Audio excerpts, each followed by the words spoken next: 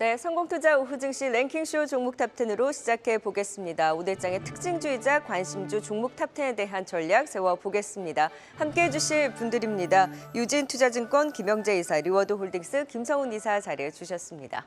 안녕하세요.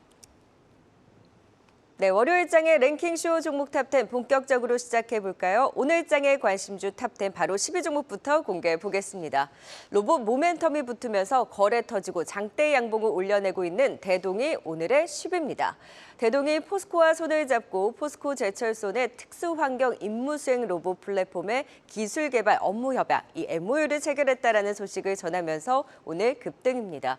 2024년까지 리모컨으로 원격 조장하는 임무 로봇을 만들어서 포스코 제철소에 투입할 계획인데요. 기존 장비를 로봇으로 착착 대체하고 제철소 작업 환경에 관한 이 빅데이터를 수집해서 2025년에는 사람 조작을 최소화한 자율 작업 로봇을 개발할 계획인데요.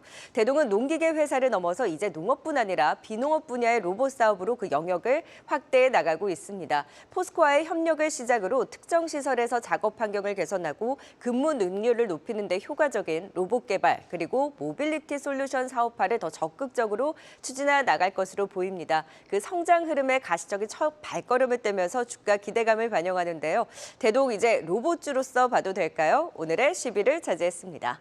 자, 이어서 9위 종목입니다. 최근 주가 급등과 함께 투자 경고 종목으로 지정되면서 심상치 않은 움직임을 보이고 있는 큐리옥스 바이오 시스템즈가 9위입니다.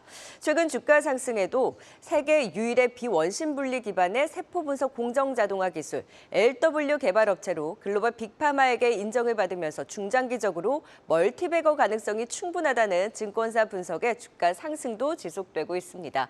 세포 분석 공정은 신약, 진단 모두 필수적으로 사용되는 공정인데 SK증권에서는 무려 19조 원의 세포 분석 시장의 게임 체인저가 될 바이오 소부장 기업이라고 평가했는데요. 강한 모멘텀으로는 내년 발표 예정인 세포 분석 표준화 권고안에서 이 LW 제품이 분석 공정 표준으로 채택될 가능성을 주목하고 있고요. 또한 현대 카티 치료제 그 개발사와 기존 레거시 공정에서 LW를 이용한 공정으로 변경하기 위한 검토를 진행 중인데 이 FDA 승인을 획득한 카티 치료제의 생산 공정으로 이 LW 제품이 채택이 된다면 폭발적인 매출 성장 트리거가 될 것으로 내다보고 있습니다. 모멘텀이 강한 바이오주로 최근 주목받고 있습니다. 큐리옥스 바이오 시스템즈 추가 상승 여력 진단해 보도록 하죠. 9위입니다.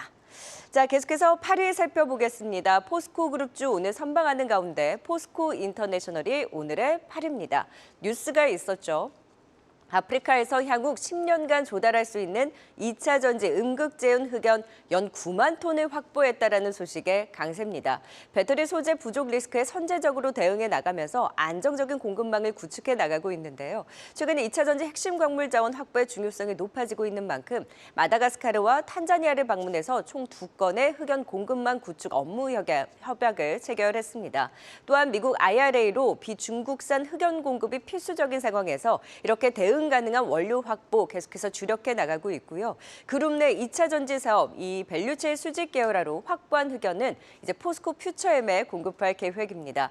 비철금속 트레이딩으로 쌓아온 노하우, 글로벌 네트워크를 활용해서 그룹의 2차 전지 소재 사업 지원 사격해 나가는 포스코 인터내셔널 오늘 상승과 함께 8위를 기록했는데요. 전반적인 포스코 그룹주들 선방하는 가운데 향후의 움직임 포스코 홀딩스를 필두로 해서 같이 또 체크해 보도록 하겠습니다. 10위부터 8위까지 또 살펴봤습니다. 10위 전략 시작해 볼까요? 네, 10위는 국내 최대 농기계 기업이죠. 대동입니다. 오늘은 개별적인 이슈가 있었습니다. 포스코와 업무 협약을 맺었죠. 이 임무수행 로봇을 만들기로 했는데 사실 그 전부터 이 대기업하고 손잡은 지분 투자가 있거나 이 또 업무 협약을 맺은 기업들 주가 흐름 상당히 좋습니다. 대동도 좀 앞으로 계속 기대해 볼 만한가요, 김성훈 이사님? 네. 대동의 경우에는 여타 다른 로봇 관련주들에 비해서 상당히 좋은 강점이 하나 있습니다. 바로 돈을 정말 잘 벌고 있다는 점입니다.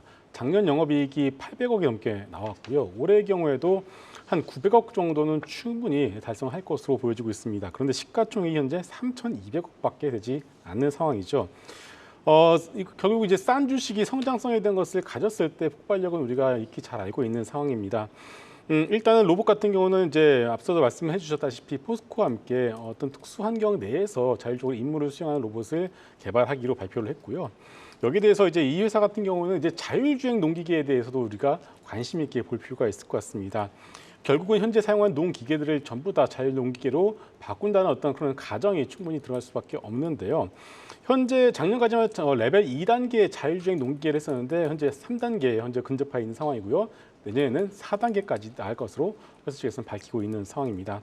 여기에서 전기 오토바이, 전기 트럭에 대해서 양산을 이미 체제를 갖춰놓고 있습니다. 이게 왜 중요하냐면은 우리 뭐 길거리에 보시면은 오토바이가 지나갈 때마다 정말 소리가 크지 않겠습니까? 매연도 나오고 있고요. 서울시는 이것을 전부 다 교체를 하는 것을 3, 4년 내에 전기 오토바이로 교체를 하는 것을 현재 지원 사업을 진행 중에 있습니다. 결국 이것에 대한 수혜도 대동이 입을 수밖에 없지 않나 이렇게 보고 있고요. 또 하나 이 에그테크라고 해서 결국은 스마트팜에 대해서도 몇 년 전부터 투자를 착실하게 해왔기 때문에 이것에 대한 성과도 조만간 나올 것으로 보여지고 있습니다. 역시나 삼성자산 운용에서 5% 지분 신고를 해놨고요. 이 10년 내 최대 거래량이 현재 지금 바닥이 서지고 있습니다. 그렇기 때문에 오늘 좀 많이 올랐다고 생각하시더라도 이것이 지금 더 시작이다라고 보시고서 일단 1차 목표가 2만 원을 먼저 제시를 해드리도록 하겠습니다. 네, 이제 시작인 장대 양봉이다. 대동에 대해서 재평가에 대한 기대도 짚어주셨습니다. 자, 이번에는 9위 큐리옥스 바이오 시스템즈 체크해 보도록 하죠. 지금 바이오주 내에서도 신규 상장한 바이오주들이 최근에 좀 심상치 않은 움직임을 보여주고 있습니다. 큐리옥스 바이오는 그 안에서의 모멘텀 김영재 이사께서는 어느 정도로 보세요?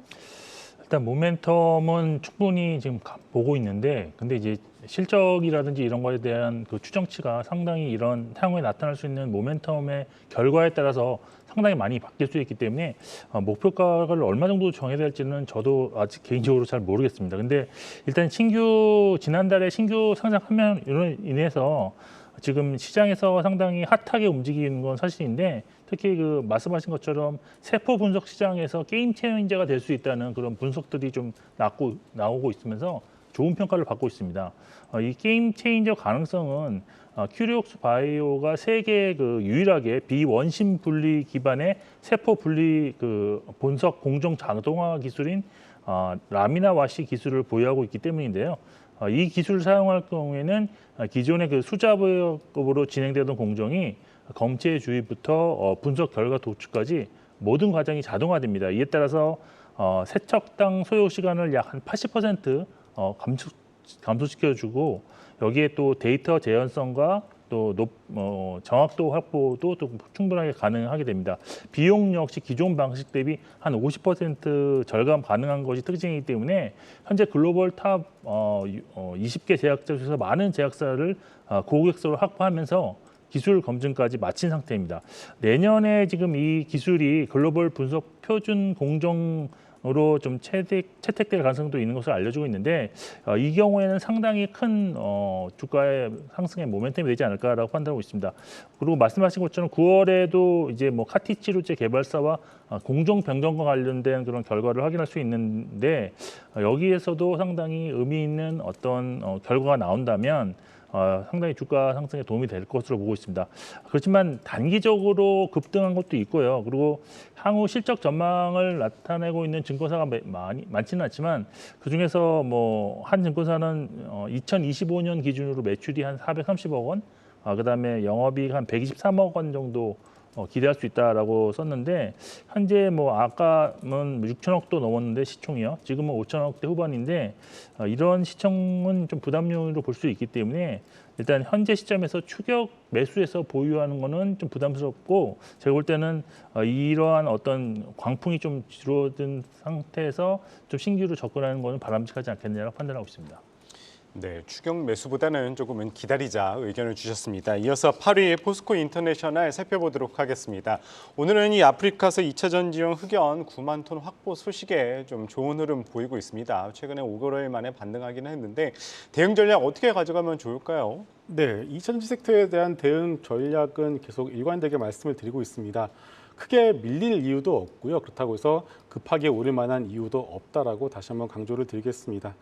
자, 금요일까지만, 지난주까지만 하더라도 이제 2차 전지 섹터가 밀리면서 야, 이것도 밀려가는 거 아닌가라는 생각을 했었는데, 오늘 다시금 포스코 그룹주들의 경우에는 포스코홀딩스가 다음 달부터 리튬을 본격적으로 생산하는 뉴스, 그리고 포스코 인터내셔널이 아프리카에서 흑연 공급망을 확보했다는 뉴스가 나오면서 다시금 좀 바닥을 잡아주는 그런 모습이 나오고 있죠. 글쎄, 뭐 전반적인 어떤 국내 그리고 해외 증권사에서는 리포트들 전부 다 뭐 매도 의견이지만은 여전히 계속 강조를 드리지만 ESS에 대한 어떤 밸류에이션이 전혀 더해지지 않은 것 같습니다. 여기에 대해서 테슬라가 LFMP라는 어떤 배터리를 가지고서 현재 모델 3 새로운 모델을 출시를 했는데 이것이 불러일으킬 반향도 아직까지는 나오고 있지 않기 때문에 2차전 섹터의 경우에는 여전히 우리가 내년에 좀 준비하는 자세로 좀 길게 좀 보실 필요가 있지 않나라는 생각을 하고 있습니다. 결국은 이제 횡보가 계속 지속이 될 수밖에 없지 않나 이렇게 보고 있고요. 중간에 만약 어떤 이슈가 나와서 주가가 튄다라면은 그때는 좀 이제 좀 줄이시고 다시 좀 밀렸을 때 다시 매수하는 그런 박스권 전략을 최소한 연말까지는 가져가 보시는 것이 낫지 않을까 싶습니다. 왜냐하면은 연말로 가면 갈수록 또 대주주 요건 이슈 나올 겁니다. 올해 2차전지 올랐기 때문에 꽤 많은 분들이 대주주 요건에 해당하게 될 수밖에 없는데 결국 연말로 갈수록 이런 쪽에 대한 부담도 있는 만큼 좀 제한된 박스권 전략을 역시나 2차전 섹터에 대해서는 가져가 보시는 것이 좋을 것 같습니다. 오늘 말씀하신 것처럼 포스코 홀딩스도 올렸는데 뭐 역시나 그 리튬 본격 생산한다는 뉴스 때문인 걸로 봐도 되겠어요? 맞습니다. 일단 포스코홀딩스는 여전히 PBR 167만 원에서 70만 원까지는 전혀 무리가 없다라고 계속 강조를 드리고 있습니다. 내가 다른 종목들, 뭐 에코프로 BM 같이 밸류에이션에 대한 논란이 있다라면은 그런 종목들 좀 부담스럽다라면은 역시나 포스코홀딩스가 좋은 대안이 된다라고 다시 한번 강조드리겠습니다. 네, 포스코 그룹주들의 선방과 함께 또 오늘 눈에 띄는 흐름 가져가고 있습니다. 계속해서 랭킹쇼 종목 탑10 7위와 6위 종목도 살펴볼까요? 주가 참 많이도 빠졌습니다. 하반기 업황 회복에 따른 실적 회복 기대로 주가 바닥권에서 반등을 시도하는 한솔케미칼이 오늘의 7위 종목입니다. 메모리 감산 영향이 정점을 지나가고 있고 4분기를 시작으로 해서 메모리 반도체 업황 반등에 대한 기대로 이 한솔케미칼도 실적 함께 동반 개선될 것으로 기대되고 있는데요. 메모리 업황 이런 턴어라운드와 더불어서 삼성전자 파운드리의 게이트 올어라운드, 지금 GAA 양산에 따른 그 수혜 기대감도 커져가고 있습니다. GAA 공정에는 대량의 과산화수소를 포함한 희석액을 사용할 것으로 보여서 삼성전자의 첨단 파운드리 공정에 과산화수소를 공급하는 한솔케미칼의 실적 큰 폭 회복이 기대되고 있는 건데요. 이렇듯 메모리 업황 개선과 삼성의 수혜 기대로 주가 그동안 참 많이 빠진 데 따른 밸류에이션 매력도 커진 가운데 주가 조정 중장기적인 관점에서 매수 기회라는 증권가의 분석이 나오고 있습니다. 실적 턴어라운드 기대로 지켜보자는 분석, 한솔케미칼 힘 좀 더 가져갈 수 있을지 체크해 보겠습니다. 자, 계속해서 6위 종목입니다. 2분기 깜짝 실적 발표에도 차익 실현이 쏟아진 이후 주가 고점 대비 조정을 받은 HD 현대건설기계가 오늘의 6위입니다. 차차 조정도 마무리 국면에서 반등을 시도하고 있는데요. 해외 수주 소식에 오늘 힘을 내주고 있습니다. 아르헨티나 리튬 염호 광산과 또 사우디아라비아의 네옴시티 건설 현장에 73대의 건설 장비를 공급한다라는 소식에 반등을 주고 있습니다. 잠재력이 큰 중남미 광산 시장과 또 중동 대형 건설 현장에서 대규모 수주 성과 고무적이라는 평가인데요. 특히 중남미 채굴 현장에서는 수익성이 높은 대형 모델이 사용되기 때문에 수익성 측면에서 긍정적으로 내다보고 있습니다. 3분기 실적도 북미 인프라 투자와 더불어서 신흥시장의 이 채굴 수요가 계속해서 중기 관점으로도 이어질 가능성이 높다는 분석입니다. 3분기 견조한 실적 전망과 더불어서 조금 더 반등의 힘을 가져갈 수 있을지 지켜보시죠. 7위와 6위 종목까지 또 살펴봤습니다. 7위 한솔케미칼 진단 이어가 보도록 하죠. 김영재 이사님, 참 많이 빠진 주가 지금 반등에 제대로 나설 수 있을지를 좀 지켜봐야 될 것 같은데 업황 회복과 더불어서 실적 개선의 기대 어느 정도 좀 가져볼 수 있을까요? 네, 일단 실적 개선 기대감은 사실 현재보다는 이제 하반기 후반부로 갈수록 좀 더 강하게 나타날 수 있다라고 보시면 될 것 같고, 그렇기 때문에 주가는 이제 바닥을 좀 확인하는 과정으로 진입했다라는 국면에서 저점으로 좀 매수할 수 있는 구간은 된다라고 보시면 될 것 같습니다. 금일 좀 주가가 크게 좀 변동성이 확대되는 모습을 보였는데 아무래도 증권사 보고서에서 GA 공정이 좀 증가갈수록 한솔케미칼의 수요가 기대된다는 리포트가 나왔기 때문이 아닌가라고 보고 있습니다. 말씀하신 것처럼 그 GA 방식은 시가 공정에서 그 초산과 함께 동사의 제품인 과산화수소를 포함한 희석액을 좀 사용해야 되는데 여기서 사용되는 과산화수소 용량이 메모리와 기존 파운드리 대비 매우 큰 수량으로 증가하기 때문에 삼성전자의 그 파운드리가 활성화되면 될수록 한솔케미칼 실적 성장으로 이어질 수 있을 것으로 기대되고 있습니다. 일단 한솔케미칼 실적은 정말 그 반도체 업황과 상당히 밀접한 관계를 보여왔는데요. 현재는 고객사들의 그 어떤 생산량 감축에 따른 소재 출하량 역시 지금 감소함에 따라서 여기에 또 고정비는 계속 발생하는 그런 구간이기 때문에 부진한 실적이 당분간은 좀 더 진행될 것으로 일단 예상을 하고 있습니다. 사실 하반기에도 고객사의 생산량 감축이 좀 더 지속될 것으로 보이기 때문에 단기적으로 실적이 정상화되기는 좀 어렵다라고 보고 있고요. 그렇지만 내년에는 메모리 업황이 정상화되는데 여기에 지금 생산량을 크게 또 감축했기 때문에 오히려 쇼티지에 따른 또 생산량 급증 현상으로 연결될 가능성이 있습니다. 그래서 내년 실적 개선을 염두에 둔 저가 매수가 가능하다라고 보고 있고요. 밸류에이션상 보면 PBR 기준으로 지금 한 2배 정도 근처에서 있는데 과거 최근에 보면 5배 이상, 뭐 4배, 5배에서 주가가 항상 유지된 그런 측면이 있기 때문에 지금은 밸류에이션상 뭐 저점 구간이라고 보셔도 무방하다고 보고 있습니다. 따라서 이제 일단 현재 구간을 좀 적극적으로 활용해서 분할 매수하는를 시작하는 관점으로 접근하시는 것이 바람직하다 보이고 목표가는 한 24만 원까지는 제시해 드릴 수 있을 것 같습니다. 네, 내년 실적 개선을 염두에 두면서 분할 매수 전략 말씀 주셨습니다. 이어서 6위 살펴보도록 하겠습니다. HD 현대건설 기계입니다. 오늘은 해외 수주 소식이 있었는데요. 사실 이제 7월 고점 이후 지금은 조정받은 상태입니다. 하지만은 이제 뭐 북미 관련해서 좋은 소식도 들려오고 모멘텀도 충분한 상황입니다. 지금부터 조금씩 모아가도 괜찮을까요, 김성훈 이사님? 네, 충분히 조정이 나온 것 같습니다. 일단은 전방 산업 자체가 죽었냐 안 죽었냐를 봐야 되는데 이것을 우리가 판단할 수 있는 좋은 기준 중에 하나가 미국에 상장되어 있는 캐터필러 그리고 테렉스 같은 대표적인 기계 업종에 대한 종목들의 흐름을 보시게 되는데 캐터필러, 테렉스 모두 전부 신고가 흐름이 진행 중이고요. 그리고 미국 내 인프라 투자 관련 종목들만 모은 ETF가 있는데요. 이 ETF가 지난주 금요일에 다시 한번 신고가를 찍었습니다. 결국 미국 내 어떤 인프라 투자 관련된 어떤 전방 산업은 여전히 죽지 않고 살아 있다라는 것을 이제 반증을 하고 있습니다. 다만 이 주가 흐름 보시게 되면 정말 답답합니다. 뭐 이것이 뭐 굴삭기만의 문제는 아닌 것 같고요. 보시게 되면은 약간의 노이즈만 나오더라도 산업재 쪽, 특히나 변압기도 지난주 잠깐 좀 흔들리는 모습이 나왔는데 이게 왜 그러냐면은 이제 수급의 헤게모니를 이쪽 섹터의 경우에는 개인분들이 여기에 관심이 없습니다. 그러다 보니까 기관들 중심으로 해서 수급이 이어지고 있는데 올 한 해 내내 보시게 되면 외국인들은 이 굴삭기 섹터를 계속 사 모으고 있는 반면 기관 쪽에서 매도가 계속 나오고 있기 때문에 주가가 좀 강하게 뻗어나가지 못하는 그런 흐름을 보여주고 있는데 결국은 외국인의 승리로 끝나지 않을까라는 생각을 해보고 있습니다. 그렇기 때문에 지금의 상황에서는 전혀 뭐 매도를 할 이유가 없다라고 보여지고 있고요. 현대건설기 2분기에 깜짝 실적 발표했습니다. 3, 4분기도 거의 비슷하게 좀 실적에 대한 부분들은 노이즈가 없을 거라고 기대를 하고 있고요.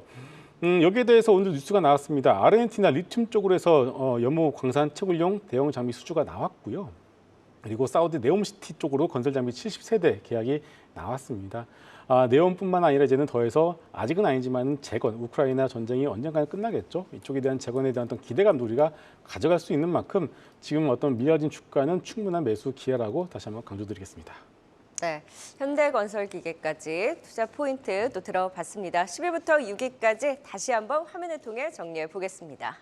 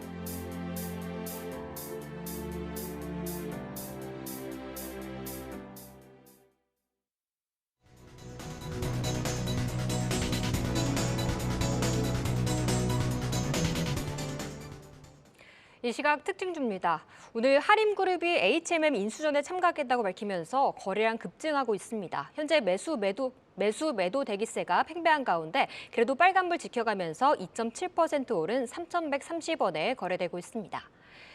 최근 반도체 관련주들 상승에 힘입어서 디스플레이 쪽도 꿈틀거리고 있습니다.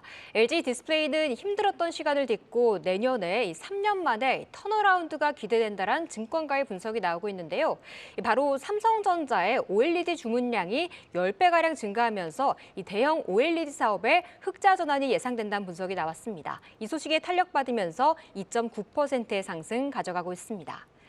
지난달부터 지주사들이 꿈틀거리는 가운데 CJ도 조용히 양봉을 쌓아가고 있습니다.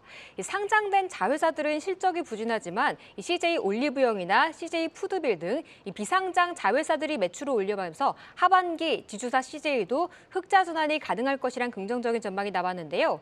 여기에다 기관 수급이 22일째 이어지면서 외국인과 손바뀜이 이뤄지고 있습니다. 4거래일째 빨간불 켜내면서 6.2%의 강세 나타내고 있습니다. 최근 단체 관광객이 물밀듯이 들어오자 정부도 이를 더 활성화하기 위해 중국 단체 관광객 전자비자 발급 수수료를 연말까지 한시적으로 면세하고 면세 쇼핑 환급금을 간소화하겠다고 밝혔습니다. 이 소식과 함께 색조 화장품으로 큰 인기를 끌고 있는 클리오가 3분기 최대 매출이 전망되는 가운데 오늘 강한 상승 나와주고 있는데요. 현재 오름폭 확대하면서 7.8%의 오름 가져가고 있습니다. 하지만 오늘 미용 의료기기 섹터는 전체로 약한 편입니다. 이 전거래일에 이어서 오늘도 차익 실현이 이뤄지고 있는데요. 그중 파마리서치는 하락에도 불구하고 이 하반기에도 역대급 실적은 이어질 것이란 전망과 함께 목표가 상향 리포트가 나오고 있습니다. 그렇지만 전반의 분위기에 함께 가면서 3.6%의 음봉 그려가고 있습니다. 지금까지 이 시각 특징주 알아봤습니다.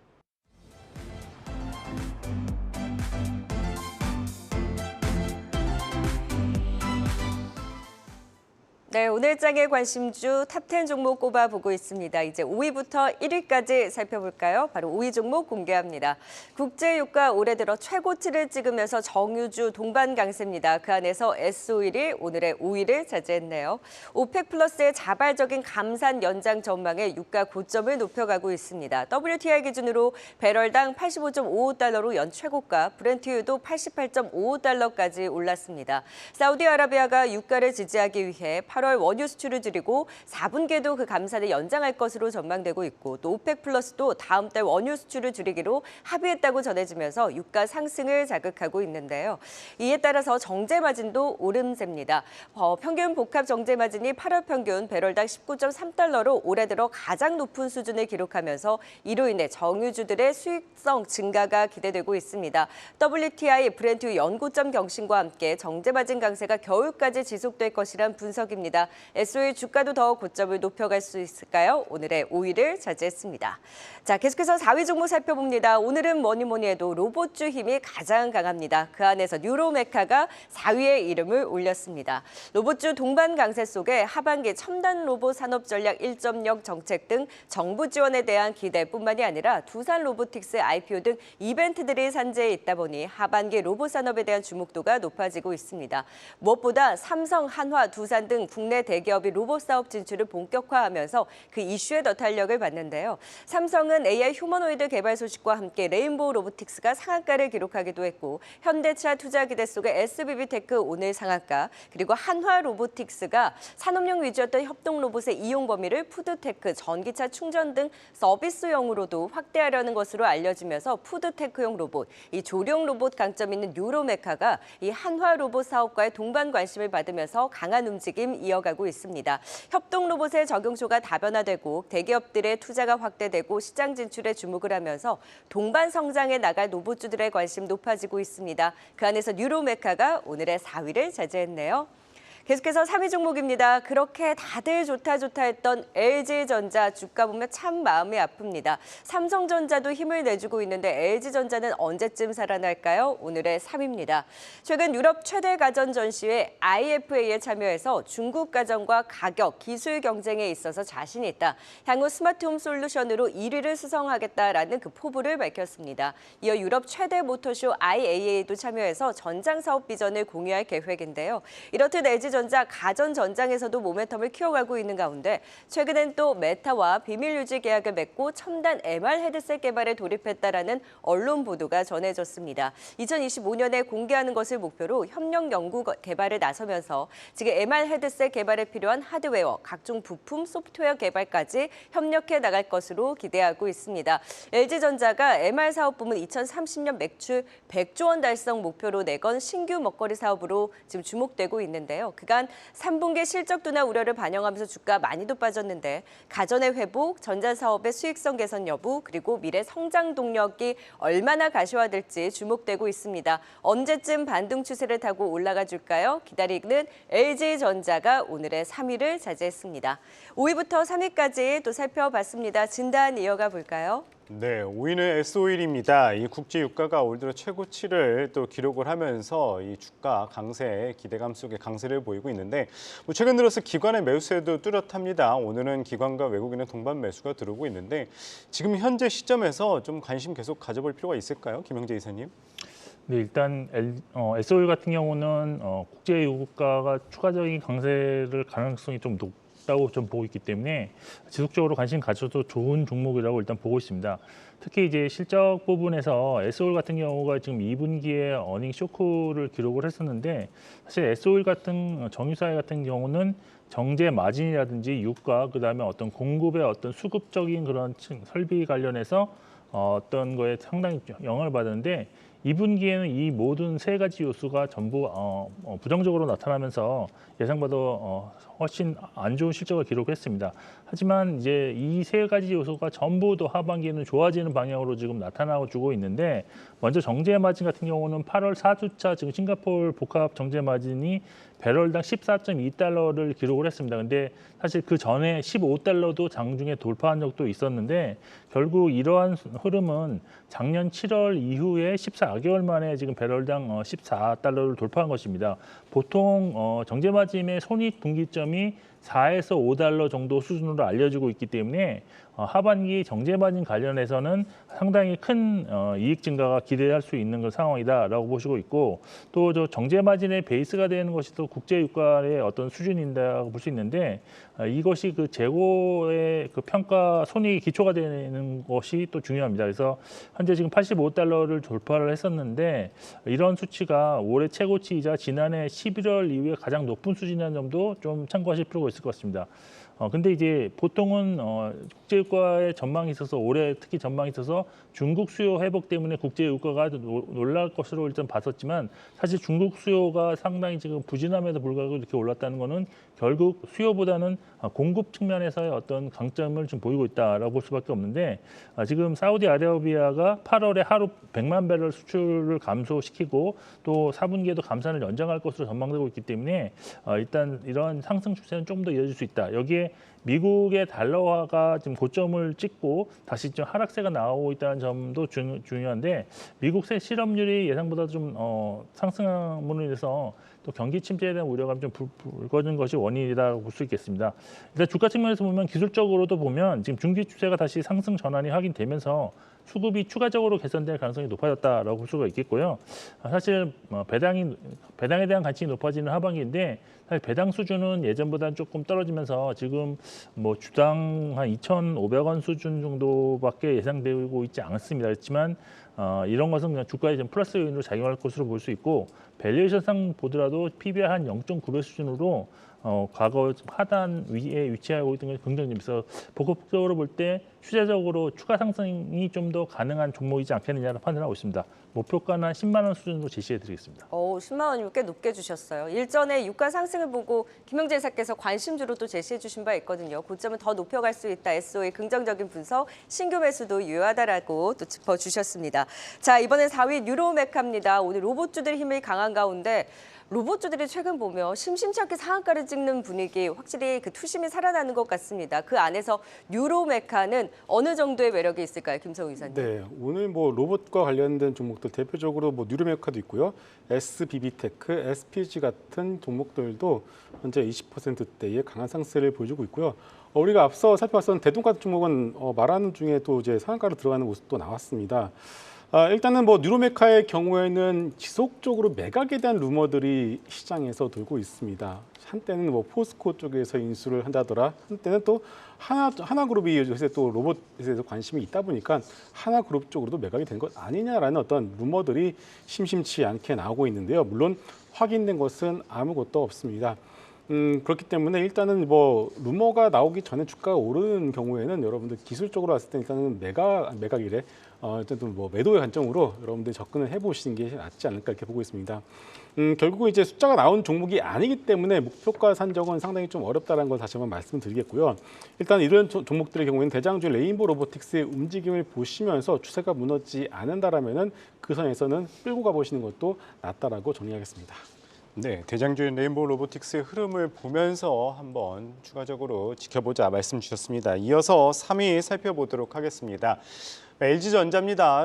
계속 이 주가가 떨어지다가 지금 조금씩 반등하는 모습을 보이고 있는데 어떻게 바라보면 좋을까요? 대응 전략 어떻게 바라보십니까? 김영재 이사님.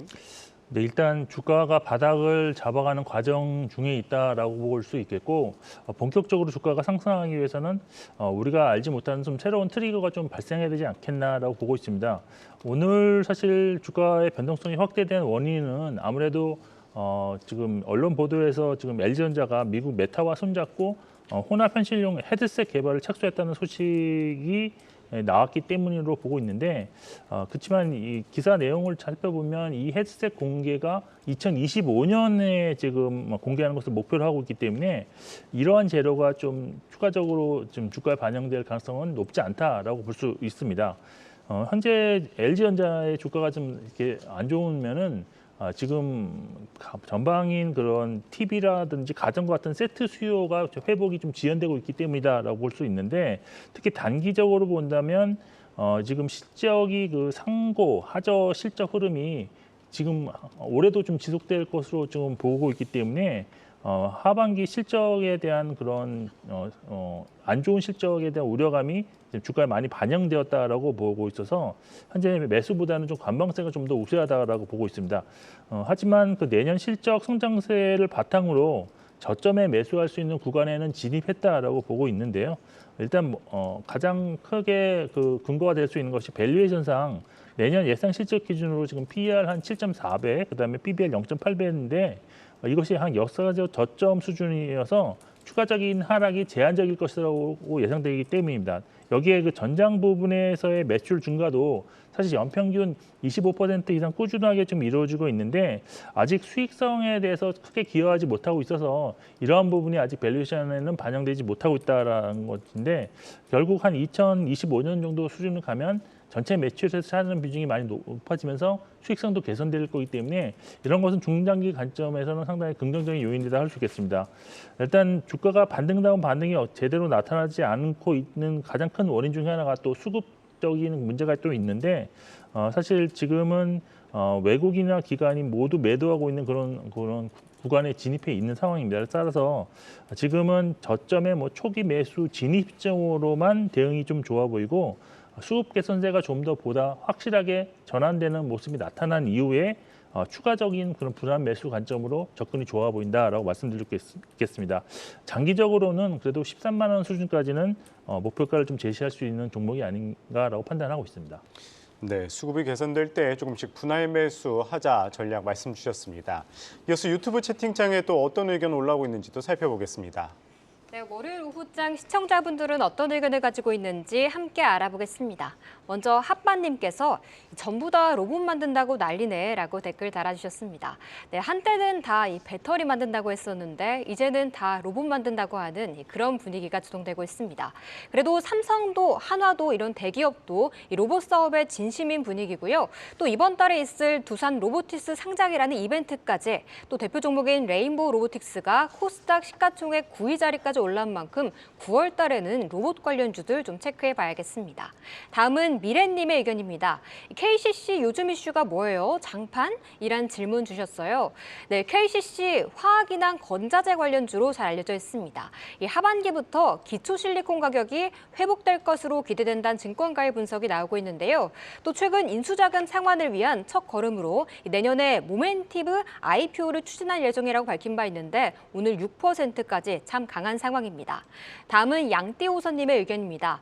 넵튠 달리는데 이제 게임주도 좀 가자라고 말해주셨어요.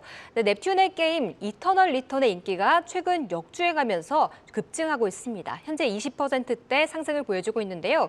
이 실적에 대한 기대감도 커지는 가운데 좀 주춤했던 게임주들도 함께 반등해줄 수 있을지 기대하는 마음이 느껴지고 있습니다. 마지막은 와다다다님의 의견입니다. 이 닭 팔아서 배사네라고 말해주셨어요. 네, 방금 전 특징주에서 짚어봤던 하림과 관련해서 일부 언론에서 나온 하림그룹이 HM의 인수전에 참여한다는 뉴스를 냈습니다. 이 보도에 주가가 좀 꿈틀거리기도 했는데요. 이 하림그룹은 펜오션을 이미 보유하고 있기에 이 해운 사업을 확대하겠다는 의지를 보인 것으로 풀이되는데 이 향후 뉴스에 따른 주가 향방은 더 체크해 봐야겠습니다. 네, 이번 주에도 여러분들의 댓글 참여 기다리겠습니다. 네, 오늘장의 관심주 탑10 이제 2위와 1위 종목만을 남겨놓고 있습니다. 오늘의 2위 과연 어떤 종목이 올라와 있을까요? 지난 거래 상한가 이후 추가 상승을 이어가고 있는 하나마이크론이 오늘의 2위입니다. SK하이닉스를 타고 한미반도체가 급등했다면 삼성전자를 타고 하나마이크론도 더 힘을 내줄 수 있을까요? 삼성전자의 HBM 투자 확대 후공정 핵심 수혜주로 하나마이크론이 부각되면서 지난 거래 가장 탄력적인 상승을 쏘아 올렸습니다. 삼성전자의 엔비디아 향 공급망 진입과 더불어서 후공정 밸류체인 중 오사트 하나마이크론이 부각되고 있는 건데요. 패키징과 더불어서 테스트가 가능한 후공정 풀턴키 하나마이크론이 삼성전자의 첨단 패키지 후공정 투자에 따른 그 수혜 기대감이 높아지고 있습니다. 삼성전자의 HBM 성장과 더불어서 동반 성장이 기대되는 하나마이크론 오늘 고점 대비로는 상승폭을 다소 줄이기는 했습니다만 다시 한 번 더 힘을 내줄 수 있을지 HBM 모멘텀이 부각되고 있는 하나마이크론이 오늘의 2위를 차지했습니다. 자, 대망의 오늘의 1위 종목입니다. 오늘도 외국인 수급이 이어지면서 시장을 잘 받치고 있는 삼성전자가 또 1위를 차지했습니다. 다만 힘이 좀 빠졌는데요. 지난 거래 급등한 이후에 앞으로의 힘은 어떻게 더 가져갈 수 있을까요? 삼성전자, 엔비디아와 공급 계약 체결 소식을 전한 이후 기대를 강력하게 계속해서 받고 있습니다. 올해 4분기부터 엔비디아의 HBM3를 공급할 것으로 기대되고요. 2024년쯤에는 엔비디아 HBM3의 최대 30%까지 삼성전자가 공급할 것으로 전망되고 있습니다. 삼성전자의 강점은 GA의 파운드리 서비스 그리고 HBM 2.5D 패키징까지 원스톱 솔루션이 가능하다는 점인데요. 시티증권에서는 이러한 강점을 두고 목표가 12만 원으로 상향하기도 했죠. 국내 증권가에서도 올 4분기에 엔비디아의 HBM을 공급하고 AMD도 공급사로 가져가면서 HBM3의 공급사가 내년에는 올해 대비 2배 이상 증가할 것으로 내다보고 있습니다. 4분기 본격적인 삼성전자 HBM 프리미엄 구간에 진입할 것으로 오늘 KB증권에서 또 긍정적인 분석을 내놨습니다. 유일한 HBM 일괄 상산 체제를 바탕으로 해서 HBM의 점유율 확대, 파운드리 실적 개선을 감안하며 9만 전자 돌파 가능성도 높다는데요. 더 힘을 내줄 수 있을까요? 삼성전자가 역시 오늘 시장 중심에서 1위를 차지했습니다. 자, 2위와 1위 종목 진단 또 마무리 지어보도록 하겠습니다. 2위 하나마이크론 김성우 이사님 상한가 이후에 확실히 심상치 않은 움직임을 보여주고 있는데 오늘은 삼성전자도 그렇고 살짝 좀 힘이 빠지긴 했습니다만 앞으로에 대한 기대는 여전히 좀 클까요? 네, 지난주에 올랐으니까 약간 좀 쉬어가는 모습이 나와도 전혀 추세에는 지장이 없다라고 보고 있습니다. 일단은 하나마이크론 이제 좀 IT를 잘 모르시는 분들의 경우에는 IT 종목들에 대한 접근, 특히 소부장에 대한 접근이 상당히 좀 어려운데요. 기술적인 내용을 제가 최대한 배제하고 쉽게 설명을 드리도록 하겠습니다. 일단 수요와 공급의 관점에서 보신다면은 엔비디아의 칩 정말 사방에서 구하지 못해서 난리입니다. 테슬라뿐만이 아니라 빅테크 8개 업체들도 최대한 이 엔비디아 칩을 확보를 하려고 노력을 하고 있는 상황인데요. 이게 왜 그러냐면은 진짜 이 AI 시장이 되냐 안 되냐를 떠나서 여기서 한번 밀려버리게 되면은 다시는 그 끝이라는 생각을 하고 있기 때문에 전 세계 빅테크 업체들이 엔비디아 칩 확보에 열을 올리고 있는 상황이죠. 그런데 이제 엔비디아는 TSMC에 현재 이것을 물량을 공급을 받고 있습니다. 근데 웃돈을 주어서 지금 TSMC 쪽에서 물량을 받고 있는데 결국 엔비디아 입장에서 소울 밴더보다는 하나의 밴더를 더 늘릴 필요가 있을 것 같고요. 굳이 웃돈까지 줘가면서 현재 칩을 생산하는 것 자체에 대해서도 그렇게 좋아하지는 않을 것 같습니다. AMD도 마찬가지죠. AMD도 같은 대만 업체인 TSMC 쪽으로 좀 도움을 요청했는데 거절을 당한 것으로 나오고 있습니다. 물론 리사수 CEO는 삼성전자와 AMD 협업에 대해서 약간 좀 부인하는 그런 뉘앙스이지만은 최근에 나오는 해외 기사를 보게 되면 AMD도 결국 삼성전자와 손을 잡아야 된다라는 그런 뉴스들이 심심치 않게 나오고 있는 상황입니다. 결국은 수요는 넘쳐나는데 공급이 TSMC 하나밖에 없다 보니까 삼성전자에 대한 가능성이 급격하게 늘어나고 있고요. 결국 이 타이밍에서 삼성전자 엔비디아 쪽으로 HBM3를 공급했다는 뉴스가 나오면서 다시 한번 이 부분에 대해서 삼성전자의 역할이 갑작스럽게 늘어나고 있는 것 같습니다. 자, 이렇게 된다면 국내 5사트 업체라고 하죠. 후공정 업체들이 수혜를 볼 가능성이 높은데 대표적으로 SFA 반도체와 하나마이크로 우리가 이렇게 생각을 해볼 수가 있겠습니다. 그런데 이 작년부터 이 SFA 반도체의 경우에는 매각에 대한 어떤 이슈를 대주주가 내쳐왔고요. 그리고 올 상반기에 삼성 디스플레이가 가지고 있는 SFP 지분을 전부 다 매각을 한다라는 뉴스가 나오고 있습니다. 즉 다시 말해서 삼성전자와 SFA 그룹 간의 어떤 좀 결별에 대한 어떤 뉘앙스가 나오다 보니까 하나마이크론이 대안의 어떤 성격으로서 급격하게 부각이 되고 있는 것 같습니다. 만약에 그렇게 된다라면은 하나마이크론은 현재 시가총액이 2조가 좀 넘는 상황인데 과거에 좀 한미의 반도체였던 초기 국면 모습을 여러분들이 기대를 해보셔도 될 것 같고요. 나는 조금 더 확인을 해보고서 하겠다라고 하신 분들의 경우에는 하나마이크론이 만약에 한미반도체 TC본 장비를 발주하거나 아니면은 이오테크닉스 장비를 도입을 하는 그런 뉴스가 나오게 된다라면 이것은 거의 뭐 빼박이라고 봐야 될 것 때문에 일단은 또 확인을 하고 들어가고 싶은데 경우에는 한미반도체 어떤 수주 가능성에 대해서 먼저 체크해 보시고 하지만 현재 돌아가는 정황은 하나마이크론이 이제 삼성전자의 어떤 대안이 될 수밖에 없지 않나 이렇게 보고 있습니다. 네, 그래서 그 기대감을 지켜보자라는 의견을 주셨고 김영재 이사께서는 하나마이크론의 추가 상승의 힘과 더불어서 앞으로의 모멘텀 어느 정도의 기대를 갖고 보세요?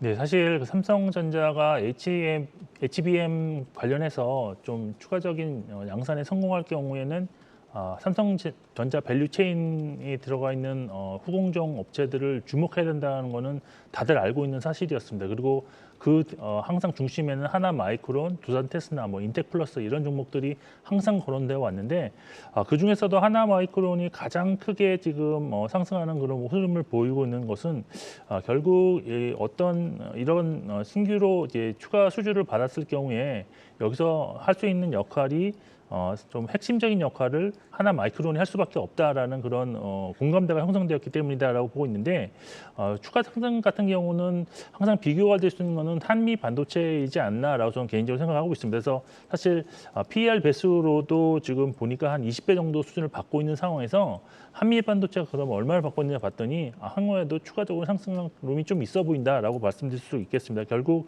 지금 추격 매수하는 것은 좀 어려울 수도 있겠지만 주가 조정 이후에 추가 상승 가능성이 있는 만큼 눌림목에서의 접근은 충분하다라는 관점에서 접근이 필요하다라고 말씀드리고 싶습니다. 네, 2위 하나마이크론까지 살펴봤습니다. 오늘의 관심주 1위 알아보도록 하겠습니다. 지난 금요일에 이어 오늘도 1위입니다. 삼성전자인데요. 이 지난 금요일 날 엔비디아 HBM 공급 소식에 급등을 한 삼성전자 오늘은 다소 힘이 빠진 상황입니다. 좀 기대감에 더 갈 수 있을지 8만전자, 9만전자 이야기도 나오고 있는데 지금 어떻게 바라보시나요, 김영재 이사님? 네, 이번에 삼성전자의 상승으로 해서 많은 그런 분석들이 좀 나타나고 있는데 좀 공감할 수 있는 의견 중 하나가 7월까지는 메모리 바닥 잡기와 HBM 그리고 DDR5의 그런 고성장을 확인하는 과정이었다면 지금부터는 메모리 가격 반등과 삼성전자의 HBM 본격 양산 확인 구간이라는 그런 의견입니다. 결국 지난주 말부터 나타나고 있는 삼성전자의 상승이 HBM3 모멘텀도 작용하고 있지만 업황 회복에 대한 그런 모멘텀도 일부 반영되고 있는 점을 좀 주목하실 필요가 있다라고 보고 있습니다.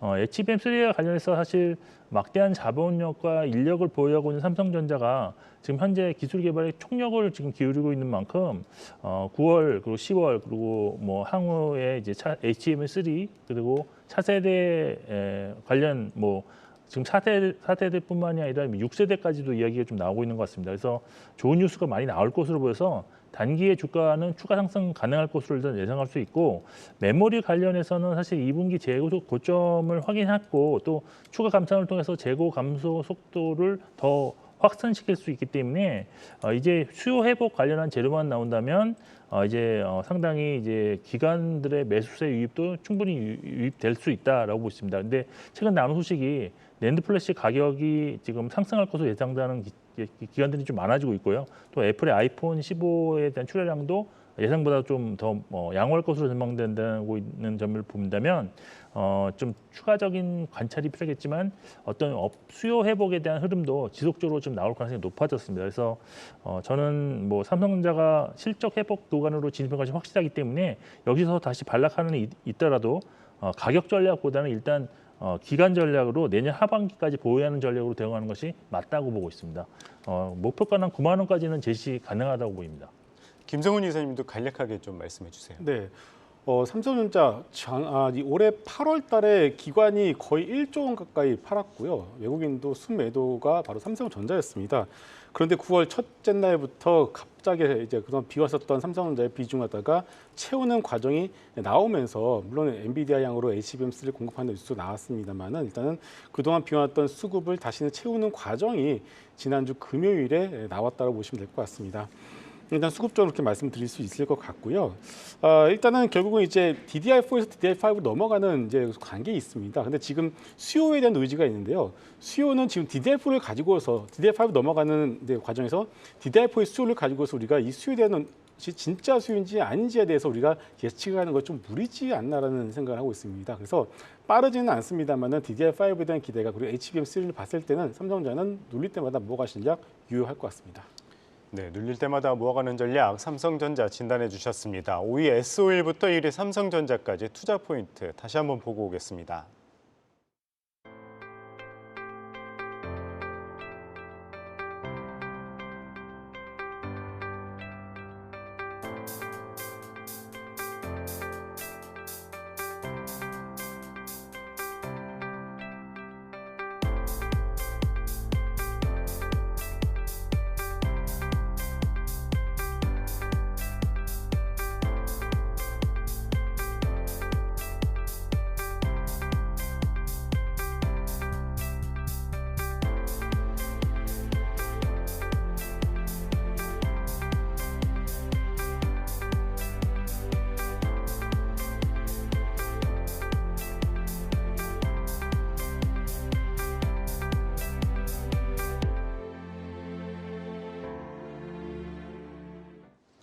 랭킹쇼 종목 탑10 오늘은 김영재, 김성훈 이사, 박소영 캐스터와 함께했습니다. 말씀 고맙습니다. 고맙습니다.